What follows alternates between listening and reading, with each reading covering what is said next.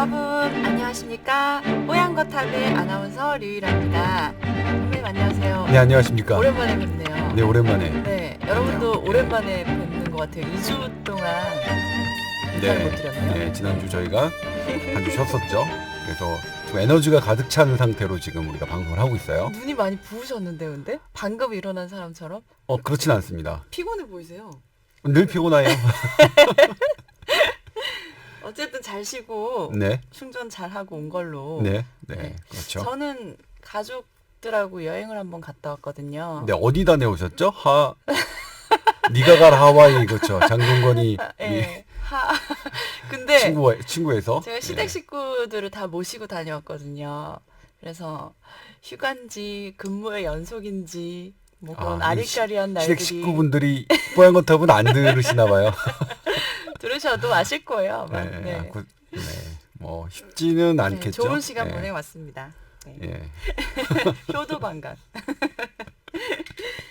자, 그래서 오늘은 여러분들이 보내주신 많은 사연 중에 두 가지를 뽑아봤고 또 오늘 주제도 정해봤는데 아쉽게도 오늘은 선생님 분들이 못 나오셨어요. 다들 스케줄이 뭐가 좀 안 맞으셔가지고 오늘 저랑 선배님 둘이서 진행을 하도록 할 텐데 전혀 아마 공백이 없을 거라고 믿겠습니다. 네. 네, 그래서 더 알차게 준비하려 노력했습니다. 자, 그러면 첫 번째 사연 소개해 드릴게요. 안녕하세요. 꾸준히 듣고 있는 애청자입니다. 항상 재미있는 건강 상식 알려주셔서 감사합니다 해주셨어요. 저희가 고맙죠. 들어주셔서. 자, 저희 자녀의 이비인후과 질환 관련해서 걱정이 있어서 질문을 드리는데요. 남자아이고 만 11세래요. 2019년 초에 코막힘으로 동네 이비인후과에 방문을 했는데 좌측 비강 내에 비용종이 크게 자리 잡고 있다고 했습니다. 개인병원 선생님은 대학병원에 가서 다시 확인해보라고 하셨고요. 또 대학병원에서 내시경으로 확인을 하고 CT 촬영도 했습니다. 대학병원 교수님은 몸이 좀 더 커야 수술이 유리하니까 2019년 겨울쯤에 내시경을 통해서 제거 수술을 하는 게 좋다고 하셨대요. 그래서 현재는 생리식염수로 저녁에 한 번씩 코 세척을 하고 처방을 받은 스테로이드 스프레이를 매일 자기 직전에 한 번씩 비강 내에 직접 뿌려주고 있습니다. 자, 그런데 궁금한 건 아이가 일상생활에서 코로 인해 불편을 겪는 것이 없는 것처럼 보이는데 이 비용종 제거 수술을 꼭 받는 게 좋은 건가요? 진료 보신 선생님은 아이가 이미 코에 혹이 있는 상태에 적응을 해서 그런 거고 실제로는 불편한 거고 호흡에 조금은 영향을 받을 수 있다고 하셨습니다. 장기적으로도 콧구멍이 작으니까 현재는 괜찮아도 비염이나 축농증 가능성도 커지기 때문이라고 하셨다는데요. 수술을 해야 되는지 궁금해하시면서 사연 보내주셨어요. 네. 네. 이 비용종, 그러니까 네. 비강 안에 있는 용종은 악성이 아니라 양성입니다. 그러니까 생명에는 지장이 그렇죠. 없는 거죠. 네. 그래서 어떤 기능적으로 문제를 일으키지 않아서 네. 아이가 증상이 없다면 사실 치료가 필요 없어요. 네네. 그런데 이게 이제 크기가 어느 정도 크면 이 숨 쉬는 구멍이잖아요. 증상이 호흡이랑 없기가 관련이 있죠. 쉽지 않죠. 네. 그러니까 일단 이거 자체가 어떤 호흡기를 막으니까 아이가 숨쉬기가 곤란해지고 그리고 아이가 이제 감기에 걸렸을 때 이 부비동염, 축농증이라고 하는 부비동염과 그 중이염이 잘 걸리거든요. 이 혹이 있으면요? 네, 그렇기 때문에 이 코 안에 있는 특히 크기가 커다란 용종에 대해서는 이제 대부분 가장 많이 시행되는 치료법이 그 용종 제거 수술입니다. 그리고 방금 이제 그 대학병원 선생님께서 말씀하셨다는 그 내시경으로 제거하는 거죠. 네. 그런데 이제 이게 왜 그러면 기다렸다가 몸이 건강해지면 해야 되느냐라고 하면 이건 이제 수술적인 방법인데 이게 아무래도 이제 기도를 우리가 건드리는 수술이기 때문에 만에 하나 잘못되면 안 되잖아요. 네. 그래서 이제 전신 마취를 하고 오. 기도를 확보하고 해야 되는데 과정은 의외로 좀 무섭네요. 네. 네. 그러니까 전신 마취를 하려면 내가 어느 정도 이제 신체가 커야 되잖아요. 그래서 네네. 이비인후과 선생님들이 이 비강 용종을 수술하는 조건을 이제 평균적으로 어떻게 잡으시냐면 네. 만 5세 20kg 이상. 그때 이제 잡으시더라고요. 네. 그리고 말씀하셨듯이 그 대학 병원 선생님이 말씀하셨듯이 이게 현재 애가 이제 숨은 한쪽 코가 조금 불편한 상태에서 적응된 건데 아마 감기가 걸리거나 어떤 어떤 컨디션이 안 좋은 상태에서는 증상들이 분명히 나타날 거랍니다. 그래서 네네. 치료해 주는 게 좋을 거라고 합니다. 그러니까 지금 말씀드린 것은 대한이비인후과 교과서를 참고했고요. 네. 그다음에 송파구 잠실에서 이비인후과를 운영하고 있는 김기태 이비인후과 전문의의 네. 조언을 받았습니다. 자문을 받았습니다. 그분은 어떤 관계신데요? 친한 분이세요? 제 대학 동기인데 아. 저를 일방적으로 저에게 인생을 배우고 있는 그런 반대 아니에요, 반대? 아니요, 제 제자 같은 친구라고 할 수 있죠. 아, 그분 한번 모셔보고 말씀 들어봐야지 이거는 증명이 되겠네요. 이름이 김기태인데 네. 그래서 그 별명이 뭐였냐면 기대가시라 별명. 기대가시가 뭐냐면 당구의 한 용어예요. 그러니까 지금은 당구가 대단히 이제 우리말화 됐잖아요. 근데 네. 예전에는 그 일본 말로 그쵸. 많이 이런 게 네. 어떤 용어들이 했었는데 네. 이제 비껴치기 지금은 이제 비껴치기인가요? 아닌데 비껴치기는 짱꼴라가 비껴치기인가? 아무튼 전혀 몰라서 죄송해요. 어떤 이렇게 딱 치는 게 있거든요. 이게 네. 비껴치기인가? 기대가시 비껴치기 맞나요? 만약 제가 틀렸다면 이제 나중에 좀 그 댓글로 좀 교정 좀 얼마나 해주시기 치시는데요, 바랍니다. 당구? 뭐 그냥 아니 잘 못 칩니다 저는. 네. 네. 근데 그래서 이 친구 별명이 기대가시였어요. 기대가시라고 계속 해가지고 그랬는데 잘해서?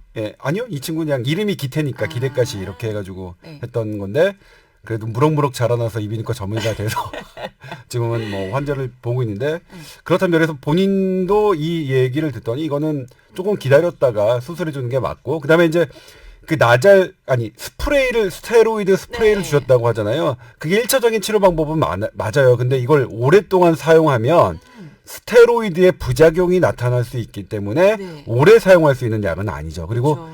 이게 용종이 작은 거면 그 스테로이드 스프레이로 작아지면 이제 그걸로 끝일 수가 있는데 근데 용종이 크면 그냥 어떤 약간 줄어들어서 증세 완화는 되지만 근본적으로 치료가 안 되기 때문에 네. 결국 일정한 크기를 갖고 숨구멍을 막고 있다, 콧구멍을 막고 있는 거라면 그렇게 내시경적 제거 수술이 지금 가장 보편적으로 사용되고 있는 치료법이다 이렇게 생각하시면 되겠고. 스테로이드는 부작용이 어떤 게 있어요? 오래 사용했을 때? 이거는 상당히 그러니까 다양하게 나타나는데 네. 일단 스테로이드가 이거를 이제 비강 용종이나 어떤 부분을 줄이려고 사용하는데 이게 많이 사용하게 되면 반대로 이게 이제 그러니까 리바운드라고 하는데 더 이게 커지는 수가 있고요. 어머. 예, 그건 부분적인 부작용은 그렇고 네. 그다음에 전시적인 부작용은 이제 얼굴이 막 달덩이처럼 되고 부어요. 문페이스라고 하죠. 그리고 막 그렇죠. 부종이 생기고 그리고 스테로이드는 면역력을 약화시키는 약이기 때문에 그러니까 염증을 가라앉히는 것도 있지만 면역력을 저하시키는 거기 있기 때문에 네. 세균 감염이나 이런 위험도 있죠. 그래서 스테로이드는 오래 쓸 수 있는 약은 아닙니다. 그러니까 오래 쓴다면 어떤 류마티스성 질환이나 이런 것들 때문에 장기간 써야 되는 거는 아주 정교하게 의사들이 계획을 짜서 처방을 하거든요. 그렇습니다. 그 비용종은 갈수록 커질 수도 있는 건가요? 크기가? 커질 수도 있고요. 그다음에 개수가 더 늘어날 수도 있다고 해요. 예. 근데 보통 제일 가장 많은 거는 이 비강 앞쪽에 하나 정도 있는 게 제일 많은데 그거는 비교적 치료가 그렇게 수술적 제거가 어렵지 않다고 네. 얘기를 합니다. 근데 한 가지 단점은 네. 이게 이제 제거하고 나서 재발하는 경우가 조금 있다고 합니다. 네. 그러니까 지금 네. 나이가 11살이니까 충분히 수술 자격은 되는 것 같아요. 그렇죠? 네, 근데 아마 체중 때문에 그 선생님이 뭐 조금 더 기다려보자라고 하신 것 같고 네. 아니면 조금 더 안전하게 이제 그 선생님은 지금 얘의 상태가 아주 급한 건 아니니까 조금 더 큰 다음에 그러니까 뭐 체중이 조금 나간 다음에 하자고 생각하신 것 같아요. 네. 그러니까 애들 키우면 항상 이런 게 제일 신경 쓰이고 고민이잖아요. 그러니까 뭐 별 무리 없이 간단한 수술이라고 하시니까 한 번쯤은 이렇게 치료 한번 받고 넘어가셔도 좀 마음이 편안해지시고 좋을 것 같네요. 너무 걱정 마시고요. 자, 다음 사연 또 소개를 해드리겠습니다. 자, 안녕하세요. 궁금한 점이 생겨서 메일 드려봅니다. 장염 치료를 위해 장이 건강한 사람의 대변을 이식하는 치료가 있다는 얘기. 저희 뽀얀거탑에서도 들은 것 같고 요즘 여기저기서 본 것 같은데요. 아는 사람들과 얘기를 하다가 최근 미국에서 대변 이식술을 받다가 죽은 사람이 나왔다는 이야기를 들었습니다. 대변 이식술의 부작용이라면 심한 설사 같은 건 있을 수 있겠다 생각했는데 사망에 이를 정도로 부작용이 나타난다면 이게 어떤 경우인가요? 국내 병원에선 어떤 절차를 거쳐서 시술하는지도 궁금합니다 하셨어요. 네, 저도 저희가 이 얘기를 잠깐 하긴 했었죠. 네, 예전에. 저희가 이제 그 나혜란 교수가 게스트로 오셨을 때 그 장내 마이크로바이옴 얘기를 할 때 이제 대변 이식술 얘기가 잠깐 나왔었는데요. 저도 이제 사연 주신 분 때문에 분 덕분에 이것을 뭐 찾아보게 됐습니다. 네. 근데 그래서 그 지금 사연 주신 분이 궁금해하는 것을 저도 똑같은 의문을 갖게 됐어요. 그러니까 우리나라에서 보도들이 많이 됐었죠. 네. 대변 이식술 그리고 유럽이나 미국에서는 공인된 치료법이다 이런 기사도 사실은 등장했습니다. 네. 그런데 미국 FDA가 그러니까 6월 13일이죠. 발표를 했는데 대변 이식 수술을 받은 환자 2명이 면역 저하 현상이 나타났는데 그 중에 한 명은 결국 사망했다.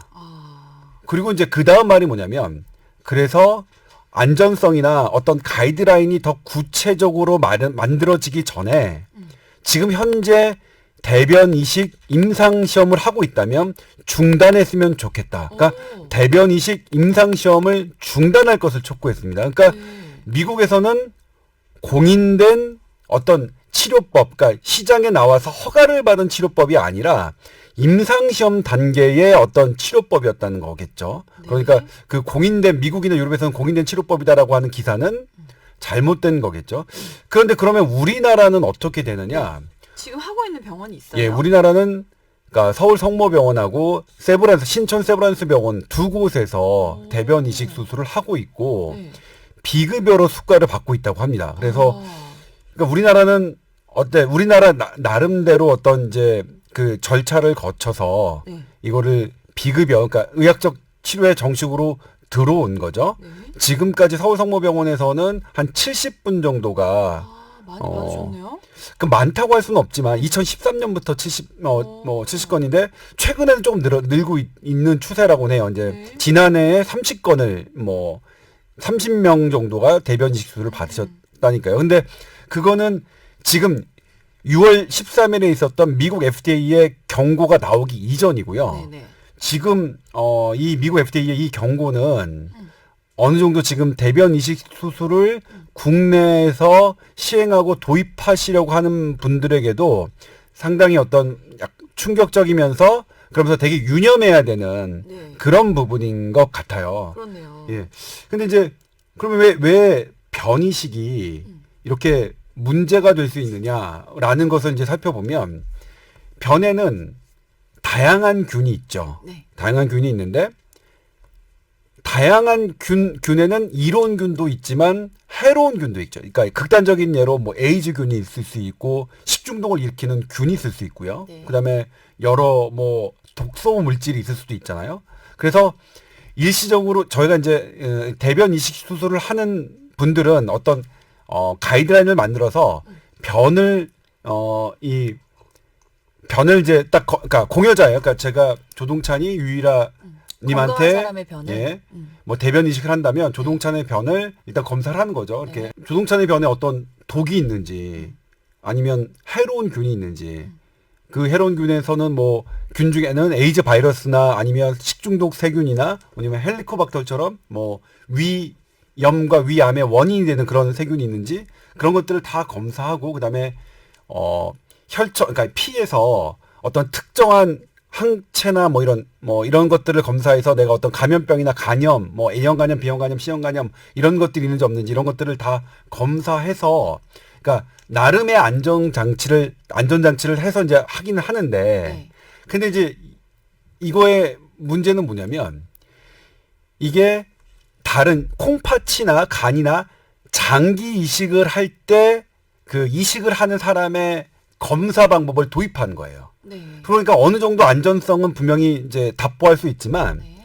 변이 갖고 있는 고유의 위험성을 완벽하게 우리가 선별했다라고 하기에는 아직 이르다는 거죠. 네. 물론 이 분변 이식보다 장기 이식이 더 공격적이고 더 이제 위험한 수술이라고 생각하기 쉽지만 근데 분명히 다르잖아요. 장기와 콩팥과 간이 갖고 있는 어떤 특성과 변이 갖고 있는 특성이 다르기 때문에 이 변이 갖고 있는 특성을 우리 현대의학이 아직 완벽하게 파악하지 못했다는 그런 단점이 있었고 네. 또 하나가 이제 뭐냐면 이걸 이식받은 사람들이 이제 부작용이 나타나고 하는 것들이 보고되긴 했는데 네. 있었어요. 오랫동안 그러니까 이제 뭐 변을 이식한 다음에 뭐 설사한다거나 아니면 복부 팽만감이나 이런 사소한 문제들이 있었는데 이게 오랫동안 됐을 때 과연 얼마 정도의 문제가 생기느냐 이런 거에 대한 연구는 아직 부족했고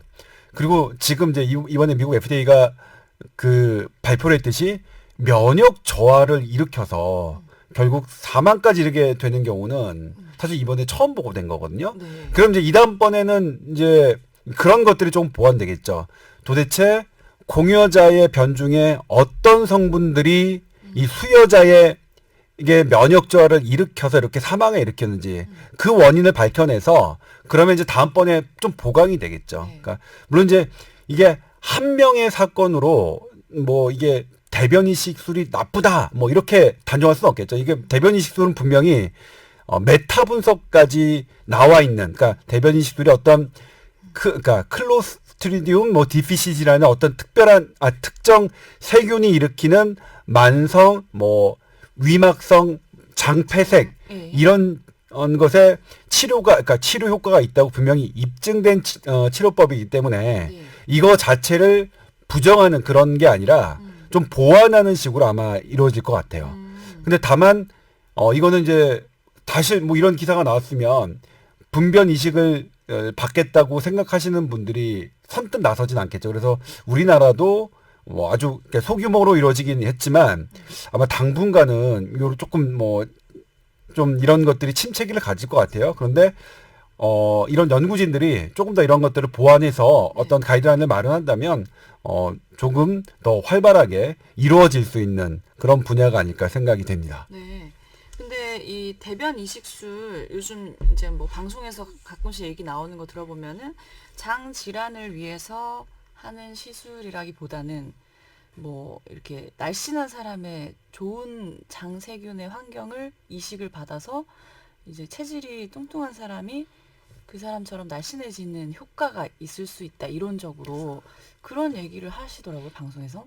네. 그게 가능한 건가요? 그런 네. 이제 오해를 하실 수도 있을 것 같아요. 예. 근데 이제 뭐냐면 이론적으로는 그렇게 될 수 있겠지만 그것이 입증된 사례는 제가 지금 문헌을 검토해 봤을 때는 전혀 없고요. 그렇게 해서 스터디를 하신 분은 없거든요. 네. 그렇기 때문에 방송에서 하실 말씀은 아닌 것 같아요. 근데 이제 이게 뭐냐면 이 균 있잖아요. 장내 세균이 대단히 유용하고 이것이 뇌에도 아주 그렇다면서요. 긴밀하게 상관관계를 하기 때문에 네. 대단히 촉망받는 분야이긴 하지만 이게 또 상업적인 것과 상당히 결탁이 돼 있어요. 네. 어떤 특정한 그럼 유산균을 먹으면 장내 세균이 다 좋아지느냐? 어떤 특정한 식품을 먹으면 장내 세균이 다 좋아지느냐? 그렇지 않습니다. 그러니까 나의 모든 생활, 그러니까 예를 들면 수면 패턴, 자고 일어나고 하는 것, 어떤 걸 먹는 것, 나의 생활 이런 모든 것들이 다 관여를 하거든요. 그러니까 어떤 특정한 음식, 어떤 회사에서 파는 음식, 그다음에 그 쇼닥터가 어떤 프로그램에서 말하는 음식 이런 걸로 장내 세균이 좋아지고 그럴 가능성은 되게 없어요. 그러니까 뭐냐면 유산균은 좀 그래서 효과 있지 않아요? 유산균도 상당히 논란이 많아요. 진짜요? 예, 논란이 많아요. 그러니까 예를 들면 유산균은 거의 맹신하고 있었는데. 효과가 있다는 연구들도 있지만 네. 그렇지 않다. 정밀하게 분석해 보면 유산균만의 효과라고 할 수 있는 거는 그렇게 크지 않다라고 하는 연구도 비등비등하게 있어요. 네. 그러니까 근데 이제 저도 유산균 같은 경우에 되게 좋아해요. 저는 왜냐면 제가 느끼니까 좋아하는데 제가 좋아라는 유산균마저도 논란이 없는 건 아니다. 100% 이거는 무조건 진리다라고 할 수는 없다. 예? 그러니까 이게 그러니까 뭐 그렇겠죠. 어떤 사람에게는 좋지만 어떤 사람이 효과가 없을 수도 있고 어떤 사람에게는 오히려 역효과가 날 수도 있고 예. 그리고 뭐 그런 거니까. 근데 지금 현대의학이 그래도 하나 알아가고 있는 건 뭐냐면 어떤 내 몸의 문제가 단 하나의 문제로 원인으로 생긴 게 아니기 때문에 네. 그것을 해결하는 것도 단 하나로 하나가 해결되지 아니구나. 않는다. 네. 그거는 우리가 이제 알고 있죠. 그러니까 대장균, 그러니까 우리 대장에 살고 있는 여러 세균에 관한 문제도 어떤 하나가 도움은 될 수 있겠죠. 근데 그것이 이 모든 걸 전체를 커버하거나 해결하거나 그런 생각을 갖고 있지는 않다. 네. 이 대장균, 그러니까 대장에 있는 세균을 접하는 현대의학의 관점도 이렇게 변했다. 그러니까 어떤 하나만 이거 한번 잡숴봐, 이거 한번 해보세요라고 하는 것은 네. 그렇지 않다. 그러니까 도움이, 그러니까 그 부분 딱 그만큼은 도움이 예. 되지겠지만 예, 뭐 이게 그렇죠. 뭐 만병통치약이다 이런 건 아니라는 거죠. 네, 그렇죠. 그리고 지금 뭐냐면 제가 2017년도에 이제 경상대학교 그 내과교 소화기내과 교수님이 쓰신 건데 이분이 뭐냐면 대변 이식술의 적응증이 확장되는 게 과연 타당한가 네. 이렇게 이제 글을 기고를 하셨어요. 네네. 우리 그 학회지에. 네. 이것은 뭐냐면 확장을 하려면 우리 좀 더 근거를 갖고 연구를 해야 된다. 이렇게 괜히 이론적인 가능성 어떤 자신 머릿속에 있는 생각만으로 이렇게 적응증을 확장하는 것은 타당하지 않다. 그러니까 이것을 그러니까 이 대변 이식술의 전문가들도 이렇게 막 치열하게 논쟁을 하고 있는데 네. 제가 생각하기에는 그 말씀을 하신 분은 대변 이식술의 전문가도 아닌데 이렇게 방송에 나와서 이렇게 날씬한 사람의 변을 이식받으면 날씬해질 수 있다고 말씀하시는 것은 네. 안 되죠. 그렇게 하시면. 누구예요? 네. 그 사람? 기억이 이름 안 적어주세요. 나요. 예. 이게 어쨌든 너무 지금 초기 단계에 대한 시술이어서 좀 어떻게 보면 연구가 더 필요하고 좀 그러니까 그런 이 그 거거든요. 특정 네. 세균 클로스트리디움 디피실에 의한 만성 위막성 장염에 대해서는 상당한 연구가 상당한 게 아니라 이제 효과가 있었어요. 예, 어느 한 7, 8년 정도 어쨌든 아, 메타 분석까지 나와 있더라고요. 그래서 그리고 이제 그거는 다른 치료법이 없어요. 마땅한 게. 아, 그러니까 그래서 이제 도전하셨던 것 같아요. 그러니까 리스크 베니핏을 따졌을 때 뭐냐면 다른 방법이 없으니까 베니핏이 크니까 그러니까. 어느 정도 이제 불확실성의 리스크를 감내하는 네. 그런 연구들이 진행된 것 같은데 근데 분명 그래도 그거는 이제 사망 사건이 나오기 전의 일이니까 사망 사건이 나왔으면 아마 지금 미국도 그리고 이 대변 이식술을 하신 분들은 그런 것들을 어떻게 막을 수 있는지 지금도 연구하고 계실 거라고 생각합니다. 네. 아무튼 잘 먹고 잘 사는 건 되게 중요한 것 같아요. 네. 예. 그리고 잘 먹고 잘 사느냐를 보고 나의 건강 상태를 하나의 지표로 삼는 것. 그리고 나중에 이제 어떤 인공지능이나 이런 것들이 확 발달하면 내가 어떻게 먹고 어떻게 변을 보는 양태에 따라서 이제 병기가 쫙 그 나의 건강 상태를 알아봐주는 세대가 오지 병기에서 않을까요? 막 그렇죠. 알아봐주나요? 병기가 내가 이제 본 변을 가지고 네. 쭈쭈쭈 이제 세균이나 뭐 이런 것들을 딱 검사해서 이게 당신의 지금 장 상태는 어떻고, 당신의 스트레스 지수는 얼마며, 당신의 지금 뇌 피로는 어떤 거니, 그거 오늘은 있으면 뭐, 스트레스 받겠는데요? 매일매일 체크해주면? 뭐 그럴 것 같기도 한데, 저는 그런 그러니까 그런 영화 곧 나올 것 같고요. 뭐, 그렇게 되는 시대가 곧 올 것 같아요. 저는 진짜 잘 먹고 잘 싸는 스타일인데 막 건강하다고 볼 수는 없는데. 근데 지난번에 방송 보니까 네, 네. 코어 근육이 되게 약하시더라고요. 막 왜 나 픽픽 그거 하는데 쓰러지더라고요. 죽을 뻔했어요 진짜. 그 이상한 운동법이었잖아요. 네, 근데 네. 저 진짜 배에 코어 근육이 하나도 없더라고요. 네. 다음 날부터 한 3일 내내 체력장한 것처럼 배가 아파서 아무것도 못했어요. 그거 하고. 네. 흐물흐물 하시던데요, 보니까. 네, 근육이 제로예요. 뭐 픽픽 쓰러지던데. 연약해 보이려고 일부러 그런 건가? 근데 이제 뭐 모습으로 보기에는 연약해 보이지는 않아요. 이제 체격이 있으시니까. 체격이 어디가 있어요, 제가. 그냥 보기 좋죠, 이 정도면. 네. 네, 알겠습니다. 자, 그래서 오늘 본격 주제 이제 말씀드리기 전에 하나 누가 여쭤보신 게 있어서 저희가 찾아봤어요.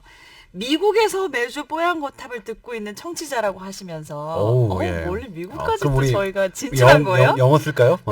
미국? 미국에서 예. 듣고 계시다니 너무 영광입니다. 네, 그런데 뽀얀거탑 시작할 때 나오는 음악 이름을 좀 알려달라고 하셨어요. 예. 아, 이게 사실 한국에 계신 분이면 이 노래가 뭔지 당연히 많이 아실 텐데 미국에 사셔서 모르실 수도 있구나. 이 노래가 사실은 예전에 드라마 하얀 거탑이라는 예, 김명민 씨가 네, 외과 주연했던 의사로 전문의로 드라마였죠. 주연을 했던. 엄청 인기가 많았던 드라마였죠. 그다음에 이선균 씨도 그 드라마 하얀 거탑 나왔었나요? 때문에 네. 스타 반열에 오르신 거 아닌가요? 그랬나요? 네, 이선균 그건 씨가 기억이 잘안 내과 나요. 의사셨고요. 네. 그러니까 되게 그러니까 김명민 씨는 되게 욕망도 실력도 있지만 욕망이 있는 의사였다면 이선균 내과 의사는 그러니까 욕망은 없고 실력은 선한 있고 쪽. 선한. 예. 제가 이제 병원에 있을 때 있었 그런 왜 웃으세요? 아니 너무 공감 동의의 의미예요. 그래서 이제 알려드리는데요. 이게 OST로 제작된 노래고 김수진 씨가 작곡한 노래인데 제목이 비로제떼예요. 이 비로제떼라는 의미를 저희가 찾아봤는데 네. 이태리어인지 이게 라틴어인지 잘 모르겠더라고요. 네, 그 비로제떼의 뜻을 아시는 분은 저희 댓글로 좀 알려주셨으면 좋겠습니다. 저희가 이제 네, 이태리어 좀 찾아봤는데 찾아봤는데 저희는 잘 모르겠더라고요. 잘 모르겠더라고요. 예. 어쨌든 그 노래입니다. 그래서 저희가 저기 팟캐 제목도 뽀얀 거탑, 저희가 하얀 거탑을 패러디한 아주 훌륭한 프로그램을 만들겠다는 의지로 뽀얀 거탑이라는 이제 타이틀을 걸고 하고 있잖아요. 그 드라마 하얀 거탑의 주제곡이었어요. 궁금증 해결되셨나 모르겠네요. 네, 근데 이게 이제 뽀얀 네. 거탑을 잡은 거는 제가 이제 당시에 기억을 더듬어 보면 네. 저의 의견은 반영되진 않았어요. 아, 그럼 누가 지어주셨어요? 그 당시에 그 당시 처음에 이제 저희가 SBS 팟캐스트를 할 때 네. 그래도 이게 이제 라디오 그러니까 SBS에서 제법 잘 나간다는 라디오 PD들을 섭외했어요. 오. 직접 이제 보도국으로 파견을 보내서 네. 이렇게 했어요. 지금 이제 그 PD가 누구냐면 김창렬님의 네. 그 김창렬의 올드 스쿨. 올드스쿨을 네. 지금 담당하고 있는 이승훈 PD가 이승훈 PD님. 어, 네. 와서 이제 이걸 같이 시작했는데 아. 근데 어쨌든 이승훈 PD도 연령이 있다 보니까 네. 뭐 옛날 사람이잖아요, 그분이. 그러니까 이제 본인이 가장 그러니까 인상 깊었던 드라마가 하얀 거탑이었나 봐요. 그래서 이제 그걸 조금 변형해서 뽀얀 거탑을 했으면 좋겠다라고 했고 저한테는 의사를 물어봤어요. 뽀얀 거탑 괜찮죠? 그러면 근데 이승훈은 이제 이 방송을 들을 리가 없을 테니까 네. 뽀얀 것도 괜찮죠. 그리고 그때는 이승훈과 저희가 전혀 모르는 사이거든요. 네. 괜찮죠. 그러면 어떻게 대답하겠어요? 네. 이렇게 그렇죠. 되는 그렇게 대답할 수밖에 없어요. 그래서 뽀얀 거탑이 된 겁니다. 진짜 예. 바꿀까요, 그럼 이름? 뭐 원래 생각하고 계신 이름 있으셨어요? 아니요, 뭐 그때 있었겠지만 까먹었죠. 지금은. 이런 걸로 할까요? 조동찬의 뭐 아니, 뽀얀 거탑. 그러면 본인 이름이 안 들어가서 섭섭하신 거 아니죠? 야구 선수 조동찬인 줄 아실 거야. 이게 무슨 조동찬의 뽀얀 거탑 하면 이게 야구 뭐 팟캐스트인가 보다. 그러면 조금 들어주시는 분이 좀 있으신가요? 들어왔다 바로 나가시겠죠? 네, 그러겠죠. 네. 그렇구나. 어쨌든 뽀얀 거탑의 역사를 또 들어봤고요. 네. 자, 오늘 주제는 그래서 우리 조동찬 선배님께서 또 취재하신 내용인데 불 켜놓고 자게 되면 네. 충격적인데요. 살이 더 찌고 또 당뇨병 같은 질환도 악화될 수 있다라는 네. 기사를 얼마 전에 보도하셨어요. 네. 일단 불 켜놓고 잠을 자면 건강에 좋지 않다라는 것은 잘 알려졌죠. 그런데 이제 이번에 미국 국립환경보건연구소에서 네. 구체적으로 이제 어떤 데이터를 이제 발표했는데 불을 켜놓고 자면 네. 5년 기준으로 5kg 더 살찔 위험도가 17% 증가한다. 이렇게 연구 결과를 냈어요. 그러니까 이렇게 구체적인 데이터가 나오면 네. 또 우리가 새롭잖아요. 디테일이 나오니까 불 켜놓고 자면 당연히 이제 수면 질이 떨어지니까 비만해지고 당뇨병 이렇게 생길 수 있는 거는 알고 있었는데 이번에 연구팀은 미국 연구팀은 수치로 나왔네요. 수치로 딱 나온 겁니다. 네. 물론 이제 여성을 대상으로만 이 연구가 진행됐어요. 왜냐하면 그분이 이제 모아 놓은 자료가 대부분 여성 자료였나 봐요.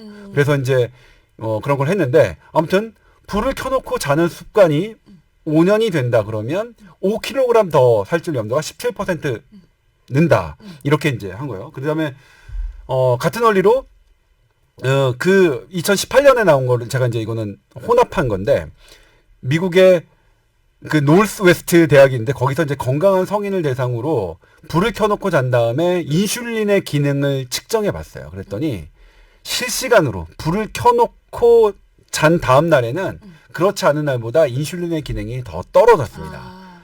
그러니까 당뇨가 있으신 혈당 조절에 문제가 있으신 분들은 불을 켜놓고 자는 게 더 안 좋겠죠. 네.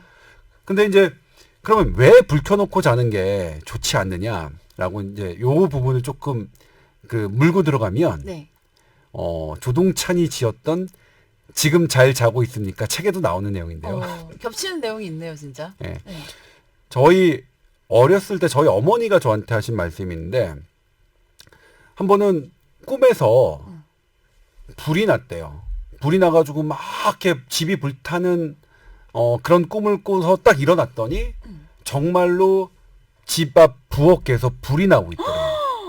그래서 이제 우리 어머니는 그걸 담요로 덮어서 그 불을 껐다고 하시더라고요. 진짜 그래서 이제 싫어해요, 싫어? 네, 싫어요. 저희 어머나. 싫어하는지 모르겠지만 저희 어머니가 그 말씀을 저에게 하신 거는 싫어해요. 제가 네. 직접 들었으니까.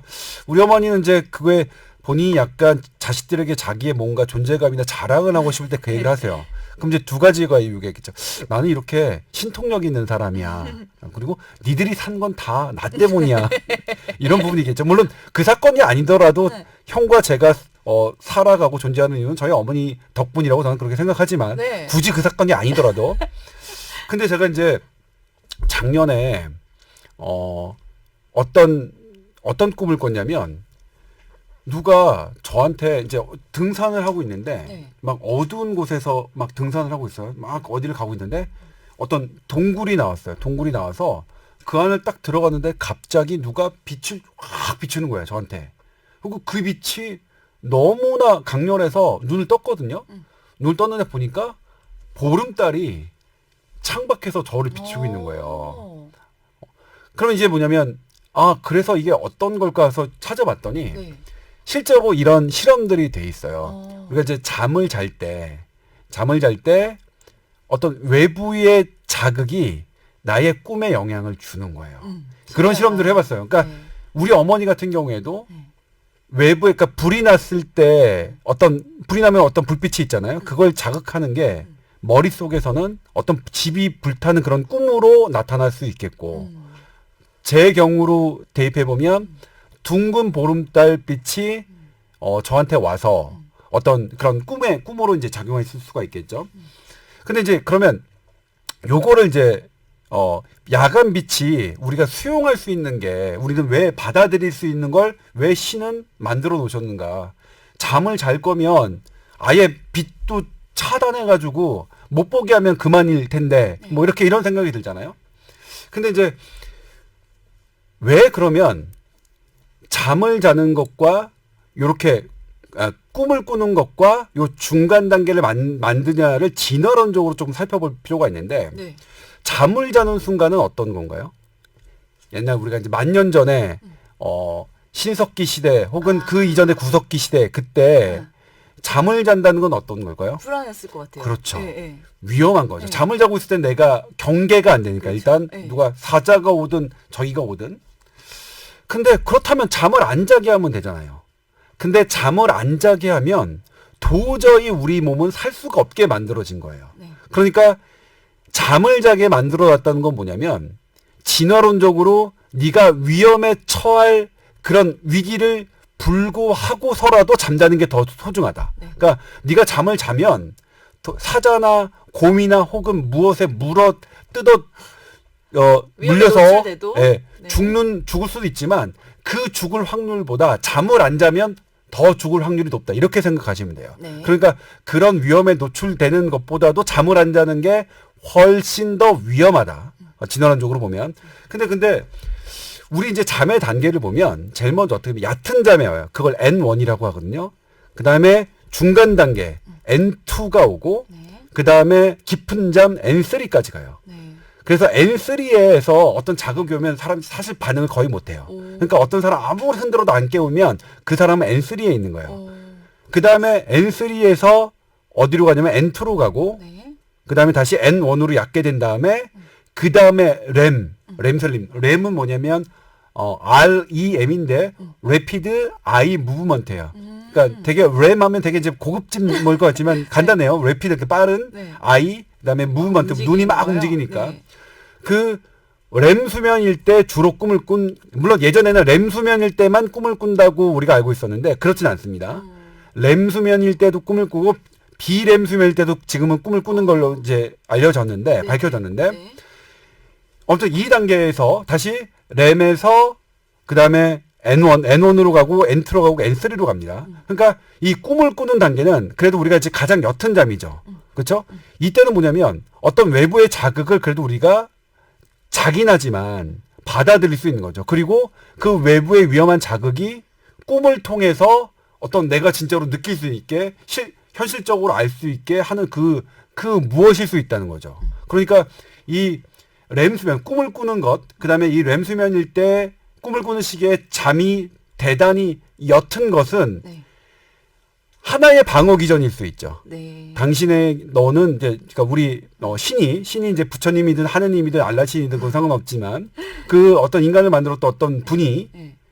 네가 그렇죠. 생겼을 때 그렇죠. 네가 잠을 자는 게 되게 너한테 필요한 일인데 근데 이게 조금 위험할 수 있는데 그럼에도 거기에 하나의 안전 장치라고 볼 수 있는 거죠. 네. 근데 이걸 다시 이제 불을 켜놓고 하는 건 뭐냐면 이게 나의 위험을 감지할 수 있는 어떤 기간이긴 한데 여기에 계속 알람을 주면 어떡해요?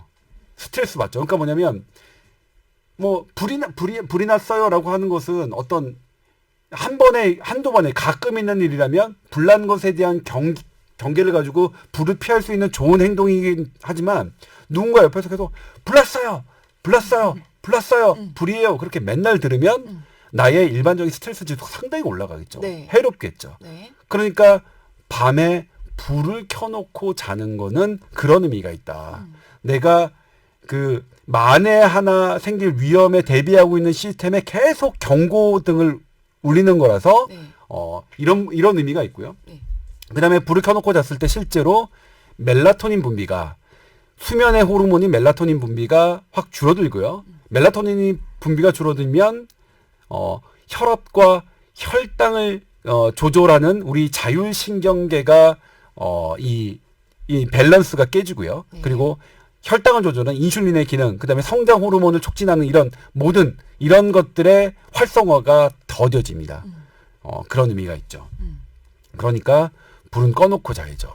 근데 보통은 뭐 불을 일부러 켜놓고 주무시는 분은 없잖아요. 그렇다면은 뭐 조금의 이렇게 빛이 노출됐을 때 아까 선배님 말씀하신 것처럼 보름달이 떴다든지 그런 작은 자극도 안 좋다는 건가요? 네, 실은 이제 이론적으로만 따지면, 그러니까 실제로도 그렇지만 빛은 완벽하게 차단하는 게 가장 좋고 소리도 완벽하게 차단하는 게 제일 좋습니다.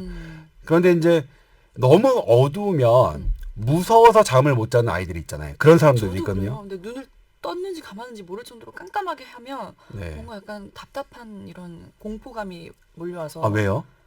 좀 이상하지 않아요, 기분이? 네. 그러니까 왜요라고 묻는 거는 사실 뭐 제가 이제 우문입니다. 네.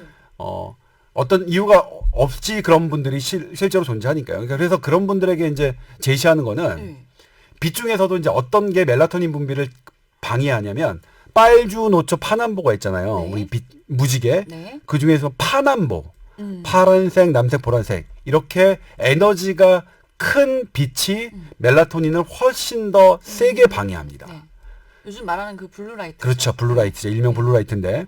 그렇기 때문에 이제 주황색 이렇게 좀 에너지가 적은 그러니까 수면등은 대부분 주황색으로 돼 있어요. 네네네. 그래서 그런 것을 약하게 틀어놓는 게 틀어놓는 게 네. 하는 거죠. 근데 TV나 스마트폰은 뭐 잘 알려졌지만 이 파란색 계열의 빛입니다. 왜냐면 잘 보게 하기 위해서. 네. 그러니까 주황색 빛을 깔아놓으면 스마트폰, 텔레비전이 잘 안 보이기 때문에 에너지가 강한 그 블루라이트 계열의 빛을 하거든요. 그러니까 TV, 컴퓨터, 그다음에 스마트폰은 되게 방해하는 거죠. 그러니까 정 무섭다 그러면 수면등이 그래도 이제 차선책이 될 수 있는 거죠. 네. 그래도 예. TV 켜놓고 잠드시는 분들은 좀 많잖아요. 그건 네. 진짜 최악의 경우네요. 그렇죠. 이제 네. TV 켜놓고 잠자는 거는 저도 그렇지만, 그러니까 이게 TV를 보다가 졸려서 자니까 이제 TV가 켜놓고 자는 건데. 수면자인 분들도 굉장히 많아요. 네. 네. 그러니까 그때도 지난번에 말씀드렸지만 이게 나의 수면의 어떤 프레셔, 수면 욕을 그 하는 것은 나의 개인적인 것일 수 있거든요. 그러니까 내가 편안하면서 혹은 아데노신이 뭐 이게 확 순간적으로 막 이렇게 쌓이게 하는, 저 같은 경우에는 이제 영어 책을 영어로 된 문자를 뭐 보면 저는 뭐 거의 뭐 나의 제 뇌의 피로 물질은 아주 저는 급격하게 영어까지도 쌓입니다. 필요 없던데요. 그냥 책만 있으면 되던데요. 아, 근데 책은 뭐 그런 경우도 있지만 책은 이제 반대의 경우도 있어서 막 이렇게 재밌게 쓰여진 거는 막 그냥 막 그렇게 되는 것도 있잖아요. 네. 그런가요? 그럴 거예요. 그런데 이제 여기서 또 하나 이제 제가 드리고 싶은 말씀은 네. 이 멜라토닌이 그러니까 만들어지기 시작하는 게 어떻게 되냐면 이제 정말로 자연 상태에서는 햇빛과 아주 그냥 햇빛에 따라갑니다. 해바라기랑 똑같다고 생각하시면 돼요. 해바라기 아침에 해가 뜨면 저쪽으로 왔다가 네. 저녁에 쭉 그 저녁까지 이제 남쪽 하늘에서 서쪽 하늘로 가잖아요. 네. 그리고 밤 사이에 또 다시 동쪽으로 갑니다. 해바라기. 네. 기가 막혀요. 그러니까 동쪽, 그러니까 햇빛을 한순간도 놓치지 않겠다고 그렇게 하는 거예요. 근데 실은 우리 몸도 그렇게 돼 있습니다. 그러니까 모든 인공 빛을 차단한 상태에서, 자연 상태에서 이렇게 하면 우리의 세로토닌과 멜라토닌이 분비는 태양이 뜨는 것과 지는 시기에 그냥 자동으로 세팅이 됩니다. 그래서 이제 어두워지면 멜라토닌이 분비되기 시작하고 잠을 자면 이제 한 11시나 뭐 이렇게 2시까지의 피크가 되는데, 근데 지금 우리는 그러기 쉽지 않잖아요. 네. 뭐 사실 뭐 해졌을 때 인공빛에 노출되지 않기는 거의 불가능하죠. 그렇죠. 근데 그래도 이제 뭐냐면 차선책으로 뭘 해야 되냐면 잠자기 한두 시간 전에 이 블루라이트 계열의 빛을 보면 이 멜라토닌 분비가 방해를 돼요. 근데 우리 같은 성인이야 뭐 더 클 것도 없고 네. 뭐 그래도 나름 뭐 그래요? 한평생 잘 살았고 감사하게 살았고 벌써 이렇게 놓으셨어요 인생에. 뭐 그런데 네. 그러니까 이제 뭐 스마트폰 보고 뭐 TV 보고 그래도 되지만 네. 자라는 청소년, 어린이 청소년 같은 경우에는 키가 더 커야 되잖아요. 네. 네. 이런 애들, 그러니까 우리 어린이들은 그러니까 자기 전까지 스마트폰을 보거나 컴퓨터를 보는 습관은 좋지 않다. 지금 그러니까 우리가 그런 교훈을 알고 있다. 그러니까 막연하게 예전에는 안 좋아. 너 그렇게 TV보다 자고 스마트폰보다 자면 안 좋아라고 막연하게 얘기했던 것들이 지금은 과학적으로 밝혀지고 있다. 그러니까 네. 딱 끊겨요. 그렇게 자기 전에 한두 시간, 그러니까 2시간까지인데 그렇게 블루라이트 계열을 딱 하면 그 멜라토닌 분비가 줄어들어요, 더. 네. 그러니까 어린이 청소년 같은 경우에는 잠자기 한두 시간 전부터 아예 그냥 조금, 그러니까 수면에 대한 경건한 그 자세, 그러니까 잠은 경건해야 돼. 잠을 자는 것도 준비가 필요하다. 어린이 같은 경우에는. 그래서 내가 멜라토닌이 계속 분비되고 있는 것을 충분히 그대로 유지될 수 있게끔 그렇게 해놓은 상태에서 잠이 드는 게 좋다. 네. 그 다음에 이제 그것도 있어요. 2014년에 이제 뭐 시간이 되니까 2014년에 우리나라 고대병원에서 한 건데 불을 켜놓고 자면 네.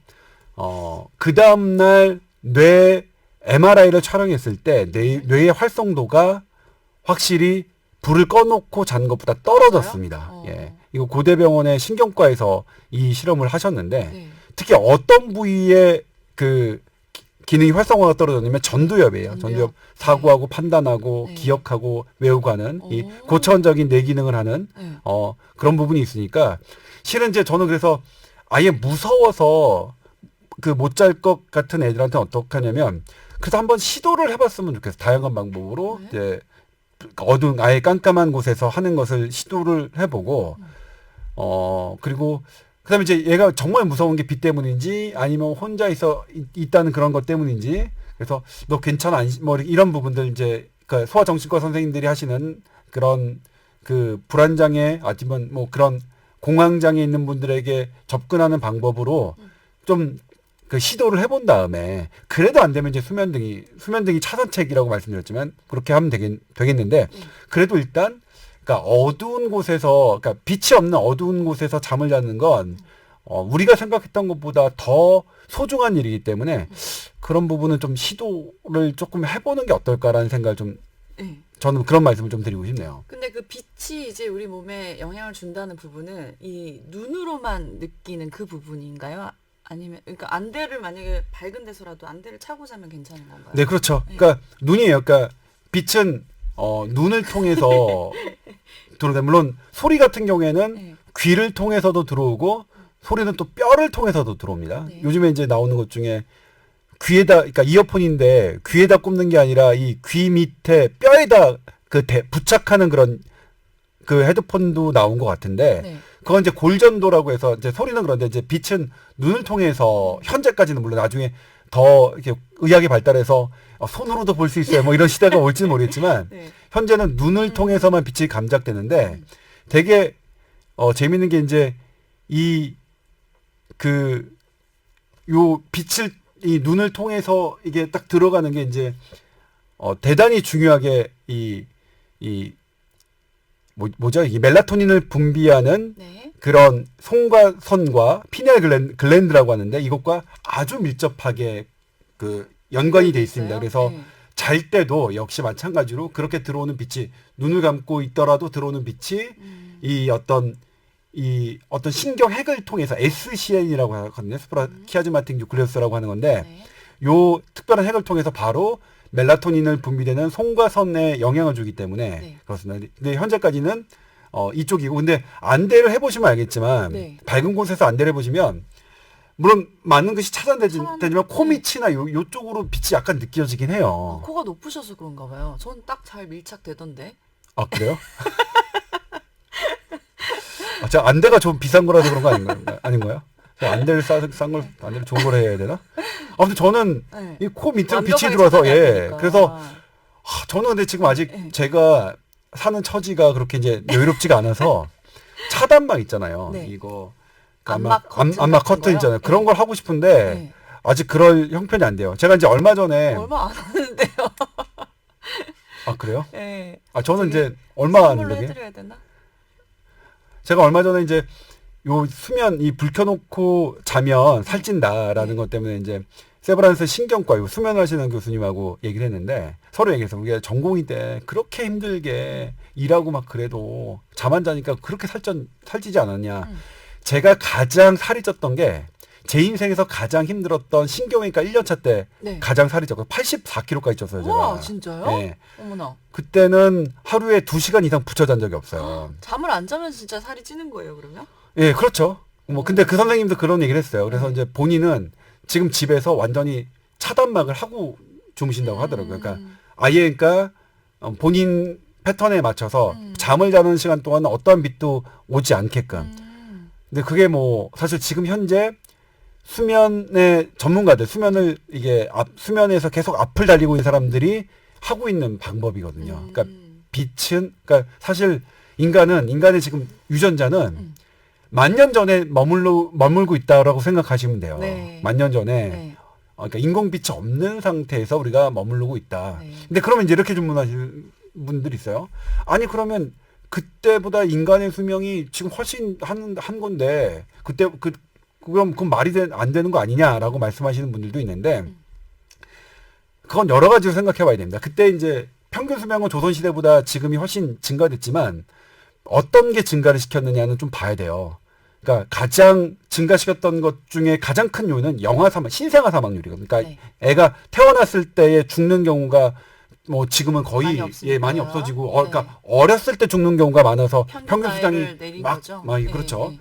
그렇기 때문에 지금 현대인의 수명이 늘어가는 것이 이제 그러니까 현대의학의 도움 때문에 이렇게 늘어가고는 있지만 우리가 늘어간다고 해서 과거와 달리 지금 우리가 갖고 있는 뭐 인공불빛 이런 것들이 사실은 우리 인간의 수명에 도움이 된다. 그건 아닙니다. 네. 그러니까 도움을 주는 요소들이 분명히 있는데 이렇게 지금 인공빛이나 이런 것들은 그것에 반대되는 거다. 그러니까 이런 것들이 없으면 우리가 더 많이 살 수 있고 그리고 더 그러니까 예를 들면 이제 요 말씀은 제가 나중에 따로 드리려고 했는데 네. 다음에 또 혹시 이제 제가 또 게스트 없이 해야 되는 시간이 있으면 네. 수면과 치매에 대해서 치매와도 수면은 엄청나게 연결되어 있습니다. 요것도 상당히 재밌는 이야기가 얽혀 있어요. 갑자기 예. 너무 궁금한데, 그러니까 잘 자야지 치매 걸릴 확률이 낮아진다는 네, 거예요? 그렇죠. 네. 그렇죠. 수면은 뭐 치매, 그러니까 저는 어떻게 생각하냐면 치매의 가장 여러 원인이 있겠지만 가장 강력한 원인을 하나만 꼽는다면 하면 저는 수면이라고 생각해요. 그리고 그러니까 그러니까 치매를 예방하는 가장 강력한 방법은 잘 자는 것. 그다음에 네. 가장 안 좋은 거는 잘 못 자는 것. 네. 그건 저는 다음에 그럼. 한번 얘기하면 재밌겠네요. 네. 다음에 또 이제 우리 이런 시간이 있는다면 수면과 치매에 대한 이야기를 저는 치매 걸릴 것 같은 느낌이 들거든요. 왜요? 그냥 기억이 잘 안 나고 말할 때 단어도 잘 안 떠오르고 아나운서인데 막 버벅거리고 막 이래가지고. 네. 저는 그거 일상이에요. 뭐냐면 얼마 전에 이제 어떤 자리 가서 이제 얘기를 해야 되는데 네. 커밍아웃 했다 이런 크게 도저히 안 떠오르는 거예요. 커밍아웃이란 네, 단어가. 커밍아웃이 뭐 그러니까 그는 뭐 음. 사실 나는 어떤 사람이다라고 그가 커밍아웃 하지 않았습니까? 뭐 이렇게 얘기를 해야 되는데 네. 그 공식적인 자리였어요. 그리고 커밍아웃이 생각이 안 나서 네. 그가 공공연하게 대중들 앞에서 이야기하지 않았습니까? 더 좋은데요? 우리말 사용하면서? 뭐 그렇게 하는데 이제 이게 조금 이해하잖아. 대중들 앞에 얘기하는 건 좀 방송에 출연해서 얘기하고 뭐 이런 것일 수 있는데 네. 커밍아웃이 갖고 조금 있는 또 다르게. 다른 의미가 네, 있잖아요. 네, 그건 약간 고백, 그다음에 네. 그러니까 개인적인 어떤 성향에 대한 고백, 뭐 이런 걸 우리가 이제 뭐 할 때 커밍아웃이라고 하고 대중들에게 얘기했습니다는 좀 다른데 그래도 뭐 다 알아들어 주셔서 다행인데 네. 정말 미쳐요 저는. 그러니까 저는 그래서 지금 뭐냐면 그 거시기 해요. 라는 게 왜 나는지를 이해하겠어요. 예? 거시기 하면 맞아. 그렇지. 선배님이랑 저랑은 공통점이 있네요. 이런 말을 버벅거린다는 것과 이게 약간 근본적인 원인이 알코올성 치매인 것 같아요. 근데 뭐 네. 술도 치매의 위험 인자인 분명히 한 요소이긴 한데 네. 그래서 이제 엊그저께 이제 건강보험 심사평가원에서 자료를 냈는데 우리나라에서 그러니까 술을 마시면 우리가 제일 걱정되는 게 간이잖아요. 네. 간인데 비알코올성 지방간이 훨씬 늘고 있다. 알코올성 지방간보다. 그래 좀 안심이 됐더라고요. 근데 이제 비알코올성 지방간의 특징은 설탕입니다. 그건 이제 건강보험공단 자료는 이제 그러니까 이게 탄산음료가 아니라 탄산물이 아니라 탄산음료 맞게 설탕이 잔뜩 들어가 있는 탄산음료입니다. 이런 거 마시면 지방간 된다. 이런 식으로 이제 제목을 뽑았는데 설탕은 그러니까 지금 우리가 뽀얀거탑에서도 여러 번 말씀드렸지만 설탕은 정말 건강에 적입니다. 네. 그러니까 설탕이 없는 것을 얼마나 우리가 이제 그러니까 설탕은 왜 우리의 적이 됐느냐? 설탕은 너무 소중하기 때문에 우리 몸에서 한 개도 버리려고 하지 않는다. 당이라는 건 너무나 소중하기 때문에 그 옛날에는 당이 너무나 귀했기 때문에 네. 근데 지금은 너무나 넘쳐나죠. 당이 넘쳐나는데 네. 그러니까 얘는 우리 몸을 하나도 안 버리려고 하니까 탈이 생기는 거거든요. 설탕은 이것도 이제 다시 진화론에 입각해서 생각해 보면 우리 설탕에 대한 우리 몸의 반응도 10,000년 전이다. 뭐 이렇게 생각하면 재밌긴 하죠 일단. 네, 그렇네요. 자, 오늘 주제가 불 켜고 자면은 살이 찐다 얘기로 이제 많은 얘기들이 나왔는데 저는 처음에 불 끄고 자는데 싶기도 하고 불 안 껐으면은 그러면 얼마나 더 쪘나? 지금 비만도가 어떻게 되세요? 저 거의 표준의 거의 끄트머리에 간당간당하게 걸려 있어요. 그러니까 과체중도 아니고 표준이시네요. 과체중 직전. 사실 그것도 쉽지 않죠. 그러니까, 쉽지 않은데 제가 네. 좀 보기에는 날씬해 보이잖아요. 근데 아니요, 사람들이 그렇진 않아요. 그렇지 않아요. 네, 예, 그렇지 않습니다. 알겠습니다. 좀 놀랐습니다. 저는 과체중이 아니시라고 스스로 하길래, 오해했네요. 네. 과체중이 아니시라고 하길래, 생각보다 그렇게 수치가 높다 이러시던데 체지방률 뭐 이런 게 거의 간당간당한 수준에 있어요. 불을 꼭 완벽하게 차단하고 자는 게 건강에 좋다는 걸 다시 한번 네, 느꼈습니다. 네. 네. 저도 그래서 사실 이 취재를 하는 날, 이제 이게 그러니까 촬영을 위해서 이제 안대가 필요하잖아요. 네. 그걸 준비하는 그거를 촬영하고서 제가 가지고 왔어요. 제가 쓰려고. 네네네. 네. 그래서 이제 그건 제법 괜찮은 것 같은데 네. 그래도 보니까 이 코 밑으로는 불빛이 들어와서 제가 코가 코 밑에 완벽하게 차단할 수 있는 아니, 뭐 안대를 한번 테이프를 붙여야 되나? 찾아볼게요. 네. 안마 커튼까지는 못 해드리더라도 어떻게든 네. 뭐 아닙니다. 뭐 그래도 뭐 네. 예, 고맙습니다. 네. 자, 오늘 말씀 너무 혼자서 다 지내주셨는데도 재밌게 잘 들었어요. 아, 예, 네. 뭐 우리 청취자 여러분들도 잘 들으셨는지 모르겠는데 아무튼 뭐 최선을 다해서 네. 뭐 그러니까 뭐 일단 들어오셨을 때 뭐 클릭하시기는 좀 어려울 수 있지만 저희는 목표를 이제 클릭하신 분들이 다 듣고 나신 다음에 네. 아 유익했다 뭐 좋았다 네. 이런 느낌을 가지실 수 있도록 좀 더 노력하도록 하겠습니다. 자아 성찰의 시간이었습니다. 자, tower@sbs.co.kr로 또 궁금한 사연 많이 보내주시고요. 자, 요즘 날씨가 엄청 더운데 이럴 때일수록 건강 관리 잘 하시기 바랍니다. 저희는 다음 주에 더 알찬 소식 가지고 다시 찾아올게요. 네, 고맙습니다. 감사합니다.